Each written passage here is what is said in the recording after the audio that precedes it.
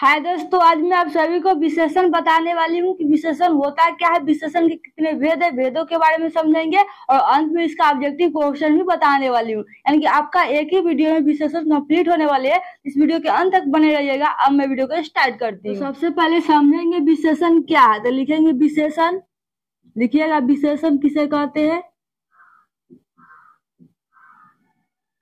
तो यहाँ पर समझेंगे सबसे पहले विशेषण क्या है। विशेषण के बारे में पढ़ना है तो पहले समझेंगे विशेषण क्या है। तो लिखिएगा जो शब्द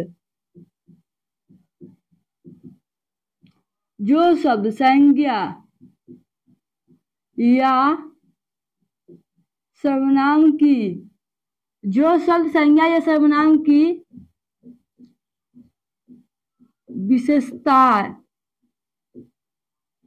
विशेषता बताए या बताता हो। यानी कि हो गया, जो शब्द संज्ञा या सर्वनाम की विशेषता बताता हो उसे विशेषण कहते हैं। क्या बोले कि जो शब्द संज्ञा या सर्वनाम की विशेषता बताता हो उसे विशेषण कहते हैं। इससे पहले आपको पढ़ के आना होगा संज्ञा क्या होता है, सर्वनाम क्या होता है। ये दोनों आपको आना चाहिए। संज्ञा सर्वनाम क्या होता है इस पर भी हम वीडियो बना चुके हैं। यदि आप लोग नहीं देखे तो जरूर देख लीजिएगा। दोनों के दोनों वीडियो इंपॉर्टेंट है। एक ही वीडियो में हम संज्ञा को कंप्लीट कर दिए, उसका ऑब्जेक्टिव क्वेश्चन बताए हैं कि किस तरीके से एग्जाम में इसका ऑब्जेक्टिव क्वेश्चन पूछे जाते हैं। उसी तरीके से सर्वनाम को भी बताए हैं। एक ही वीडियो में सर्वनाम को कंप्लीट किया है। यदि आप लोग नहीं देखे तो जरूर देख लीजिएगा उस वीडियो को। तो यहाँ पर देख लीजिए, कहता है कि जो शब्द संज्ञा या सर्वनाम की विशेषता बताता हो उसे विशेषण कहते हैं। तो उदाहरण समझेंगे। उदाहरण है कि सीता अच्छी है। यहाँ पर देखिए सीता अच्छी है, यहाँ पर अच्छी यानी कि क्या हुआ, विशेषता बता रहा है कि सीता जो है अच्छी है। तो ये आपका हो गया विशेषण। लेकिन यहाँ पर सीता देखिए, सीता क्या है, संज्ञा है कि सर्वनाम है। अब कह सकते हैं सीता एक नाम हुआ यानी कि संज्ञा है। तो यहाँ पर सीता क्या है, संज्ञा है। यहाँ पर देखिए किसकी विशेषता बताया जा रहा है, संज्ञा की। तो ये हो गया विशेषण। अब उसी तरीके से एक सर्वनाम का उदाहरण लिखेंगे। तो लिखेंगे मैं लंबी हूँ। यहाँ पर देखो मैं लंबी हूँ यानी कि किसकी विशेषता है, मैं क्या है, सर्वनाम है। तो यहाँ पर सर्वनाम की विशेषता है क्या है, लंबी, कि मैं लंबी हूँ। तो यहाँ पर मैं क्या जाएगा, मैं क्या है, सर्वनाम है। तो यहाँ पर सर्वनाम की विशेषता बताया है लंबी। तो यहाँ का हो गया विशेषण। तो समझ गया कि संज्ञा या सर्वनाम की विशेषता जो शब्द बताता है उसे हम विशेषण कहते हैं। और एक होता है विषय। एक क्या होता है, विषय किसे कहते हैं ये समझ लीजिए। तो अब नेक्स्ट लिखेंगे विषय।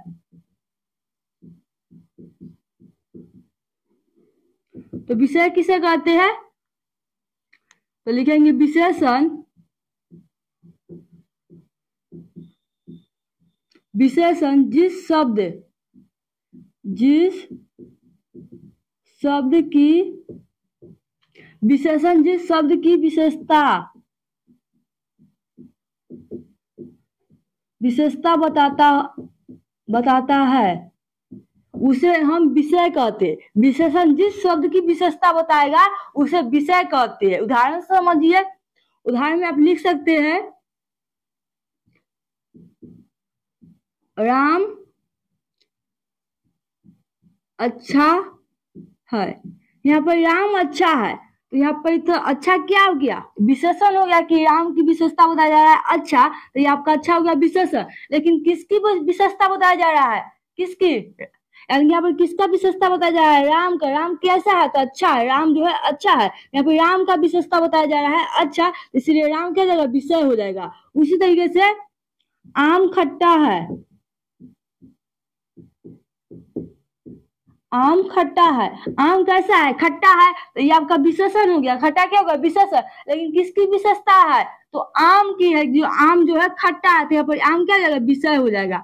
आम क्या हो जाएगा, विषय हो जाएगा। तो समझ गए कि जिस शब्द विशेषण जिस शब्द की विशेषता बताए उसे विषय, और जो शब्द संज्ञा सर्वनाम की विशेषता बताता है उसे हम विशेषण कहते हैं। अब है एक पर विशेषण। एक और बात समझ लीजिए, पर विशेषण।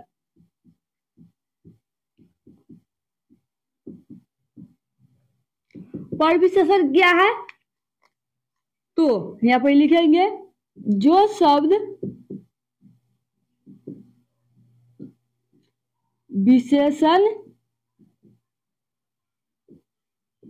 कि जो शब्द विशेषण की विशेषता बताता हो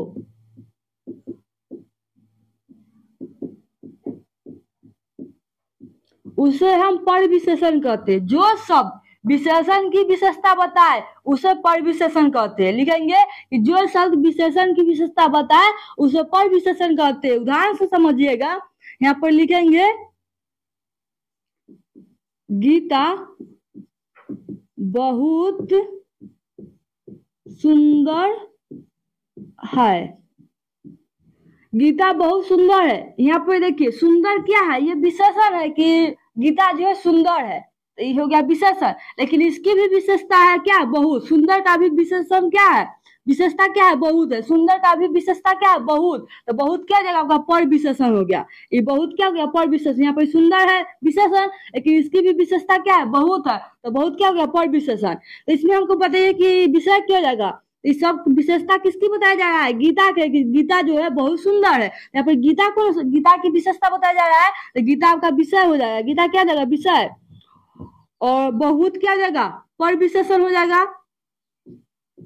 और सुंदर क्या हो जाएगा, विशेषण हो जाएगा। इस तरीके से आप समझ गए होंगे कि जो शब्द संज्ञा या सर्वनाम की विशेषता बताए उसे हम विशेषण, और क्या कहता है, जिस शब्द की विशेषता बताई जाए उसे हम विषय कहते हैं, और विशेषण की विशेषता बताने वाले को हम पर विशेषण कहते हैं। तो यहाँ पर सुंदर क्या है, विशेषण, और इसका भी विशेषता क्या है, बहुत। तो बहुत हो गया पर विशेषण। इसमें बताइएगा कि कौन विषय, कौन पर विशेषण और कौन विशेषण होगा। यहाँ पर लिख रही हूँ, उसमें बताइएगा। राम बहुत तेज है।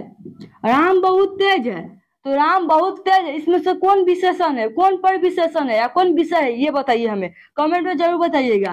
तो अभी हम बता रहे हैं कि यहाँ पर देखिए राम बहुत तेज है, तो राम बहुत तेज है, तो तेज हमारा क्या होगा, विशेषण हो गया। और इसकी भी विशेषता क्या है, बहुत है, तो बहुत क्या जाएगा, पर विशेषण हो जाएगा। और किसकी विशेषता बताया जा रहा है, राम का, यहाँ पर राम क्या जाएगा, आपका विशेषण हो जाएगा। राम क्या जाएगा, विषय हो जाएगा। देखो यहाँ पर राम का विशेषता बताया गया, इसलिए राम क्या जगह विषय हो जाएगा। तेज क्या है, विशेषण है, इसकी विशेषता क्या है, बहुत। बहुत क्या जगह पर विशेषण होगा। तो इस तरीके से आप समझ गए होंगे कि विशेषण क्या होता है, विषय क्या है, पर विशेषण क्या है। अब बारी है विशेषण के भेद के बारे में। तो अब हम इसको मिटाते हैं और विशेषण के भेद के बारे में पढ़ते हैं। विशेषण के भेद, तो आप सभी जानते होंगे विशेषण के कितने भेद है। तो विशेषण के जो है 4 भेद है। तो यहाँ पे लिखेंगे विशेषण के 4 भेद है। विशेषण के कितने भेद है, 4 गो भेद है। पहला है आपका गुणवाचक, दूसरा है संख्यावाचक,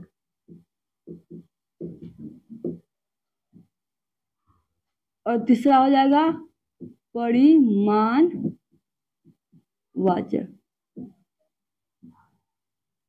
आखिरी क्या आ जाएगा, सर्वनामिक वाचक।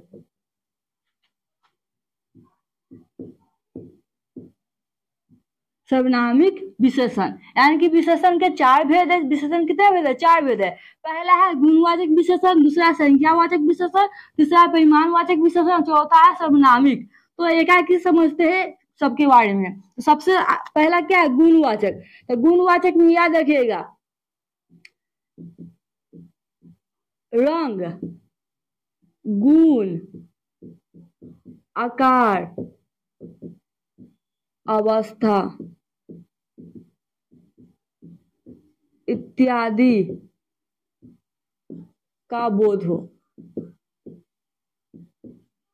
यानी कि जिस शब्द से रंग, गुण, आकार, अवस्था इत्यादि का बोध हो उसे हम गुणवाचक विशेषण कहते हैं। उदाहरण समझिए,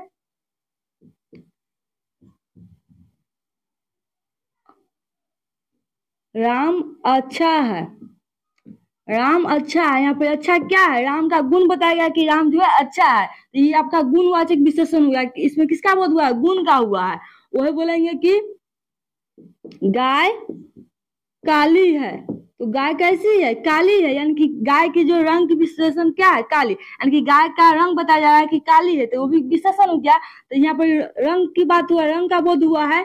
रंग का बोध हुआ है कि गाय का रंग जो है काली है, तो ये आपका गुणवाचक हो जाएगा। आकार कहेंगे तो वो मोटा है, वो मोटा, वो कैसा है, तो मोटा है। यहाँ पर देखिए इसका विशेषण क्या है? मोटा। तो यहाँ पर मोटा क्या है? आकार का बोध कर रहा है, तो ये आपका गुणवाचक हो जाएगा। उसी तरीके से भूखे पेट भजन नहीं होता, भूखे पेट भजन नहीं होता, इसमें क्या है? भूखे। तो यहाँ पर ये क्या जगह अवस्था हो जाएगा, तो ये आपका गुणवाचक हो जाएगा। तो जिस शब्द से गुण, रंग, आकार, अवस्था इत्यादि का बोध होगा उसे गुणवाचक कहिएगा। जिस वाक्य में आपको रंग मिल जाए, गुण, आकार, अवस्था इत्यादि का बोध हो, उसे क्या कहिएगा? गुणवाचक विशेषण कहिएगा। अब नेक्स्ट है संख्यावाचक। संख्यावाचक में याद रखिएगा संख्या का बोध होगा। किसका बोध होगा? संख्या का बोध होगा। जैसे में जिस शब्द से संख्या का बोध हो उसे संख्यावाचक विशेषण कहते हैं। जैसे में 2 रुपया 2, 2 रुपये 2, 2 रुपये 2, तो 2 क्या है? संख्या का बोध हुआ, तो ये आपको संख्यावाचक विशेषण हो जाएगा। या हो सकता है कि सप्ताह में 7 दिन होते हैं, सप्ताह में 7 दिन होते हैं, तो सप्ताह में कितने दिन होते हैं? 7 दिन होते हैं। या फिर 7 क्या है? संख्या का बोध हो रहा है, तो ये आपका संख्यावाचक विशेषण हो जाएगा। उसी तरीके से महीना में 30 दिन होते हैं, तो भी संख्यावाचक विशेषण होगा। तो जिस शब्द में जैसी संख्या का बोध हो जाएगा उसको आप कह सकते हैं संख्यावाचक विशेषण। अब नेक्स्ट है परिमाण बोधक हो सकता है, इसको परिमाण बोधक भी कहते हैं या परिमाणवाचक विशेषण भी कहते हैं। इसमें क्या जाएगा? नाप तोल का बोध हो जाएगा। नाप या तोल का बोध हो, जिस शब्द से नाप या तोल का बोध होगा उसे हम परिमाण बोधक कहते हैं विशेषण। परिमाण वाचक विशेषण कहिए या परिमाण बोधक कहिए। तो जिस शब्द से नाप या तोल का बोध हो उसे परिमाण वाचक विशेषण कहते हैं। जैसे में थोड़ा दूध, कम पानी, कुछ धन, इस सबको हम नाप तो सकते हैं, तो ये आपका परिमाण वाचक विशेषण हो गया। अब सर्वनामिक विशेषण क्या होता है? सर्वनामिक विशेषण किसे कहते हैं? तो जो शब्द, इसको सुनिएगा ध्यान से, जो शब्द संज्ञा के पहले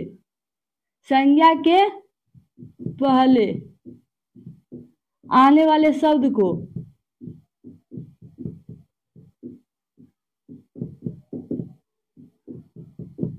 इसको मिटा दीजिएगा। यहाँ पर हो जाएगा कि संज्ञा के पहले आने वाले शब्द को हम सर्वनामिक विशेषण कहते हैं। सर्वनामिक विशेषण किसे कहते हैं? तो बोलिएगा संज्ञा के पहले आने वाले शब्द को हम सर्वनामिक विशेषण कहते हैं। जैसे में समझिए, इसका उदाहरण समझिएगा। कौन लड़का है? कौन लड़का है? यहाँ पर देखिए लड़का क्या है? संज्ञा है। लड़का क्या है? संज्ञा है। और संज्ञा के पहले कौन शब्द है? कौन। कौन क्या जाएगा? सर्वनामिक विशेषण हो जाएगा। उसी तरीके से कोई किताब ले लो। क्या बोले? कोई किताब ले लो। यहाँ पर देखिए किताब क्या है? संज्ञा है, और इसके पहले कौन शब्द है? कोई। तो कोई क्या जाएगा? सर्वनामिक विशेषण होगा। तो इस तरीके से आप समझ गए होंगे कि विशेषण के कितने भेद है? 4 भेद है, और चारों के बारे में आप समझ गए होंगे, ये हमें उम्मीद है। तो वीडियो अच्छे लग रहे हैं तो वीडियो को लाइक करते रहिएगा और शेयर करते रहिएगा। यहाँ पे देख लीजिए कि विशेषण के एक बार और हम रिपीट कर देती हूँ फिर से भेद के बारे में। गुणवाचक में याद रखिएगा इतना ही कि रंग, गुण, आकार, अवस्था इत्यादि का बोध होगा उसे गुणवाचक कहिएगा। और जिस शब्द से संख्या का बोध होगा उसे संख्यावाचक विशेषण, और जिस शब्द से नाप तोल का बोध होगा उसके परिमाणवाचक विशेषण, और संज्ञा के पहले आने वाले शब्द को हम सर्वनामिक विशेषण कहते हैं। तो ये तब विशेषण कंप्लीट हो गया। अब इसका ऑब्जेक्टिव क्वेश्चन बताने वाली हूँ। सबसे पहला है कि आलस शब्द का विशेषण क्या होता है? आलस शब्द का विशेषण आलसी होता है, याद रख लीजिएगा। आलस शब्द का विशेषण आलसी होता है। नेक्स्ट है ग्राम शब्द का विशेषण, यानी कि जो ग्राम होता है, तो ग्राम शब्द का विशेषण क्या होता है? ग्रामीण होता है। ग्राम शब्द का विशेषण ग्रामीण। यह नया माल है। यहाँ पर देखिए यह नया माल है। ये क्या है? यहाँ पर यह की माल की क्या है? विशेषता बताया गया है कि नया है, तो क्या हो जाएगा? विशेषण हो जाएगा। यह नया माल है, क्या है? तो विशेषण है। क्या है? विशेषण। यहाँ पे देखिए माल की विशेषता क्या है? नया, तो क्या आ जाएगा? विशेषण हो जाएगा। तो इस शब्द में जो है नया क्या है? तो विशेषण है, याद रख लीजिएगा। अब नेक्स्ट है आदर शब्द का विशेषण आदरणीय होता है। आदर शब्द का विशेषण आदरणीय। इतिहास शब्द का विशेषण क्या जाएगा? ऐतिहासिक हो जाता है।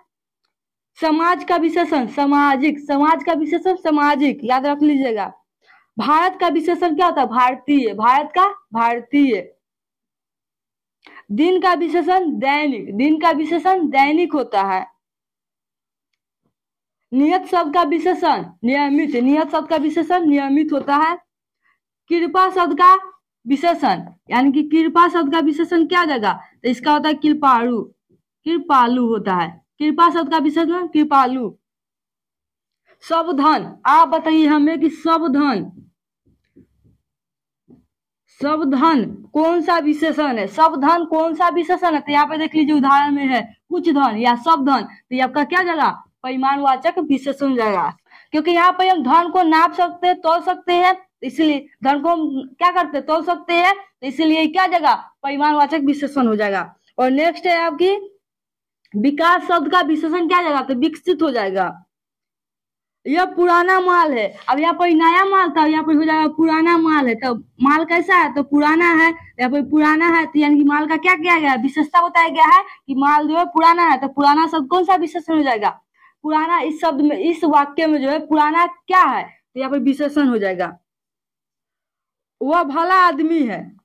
अब एक नेक्स्ट है कि वह भला आदमी है।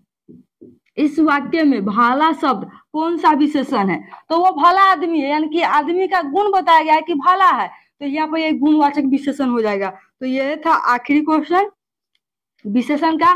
तो यदि मेरे वीडियो अच्छे लगे हो तो वीडियो को लाइक कीजिएगा, शेयर कीजिएगा। फिर मिलती हूँ नेक्स्ट वीडियो में, तब तक थैंक्स फॉर वॉचिंग।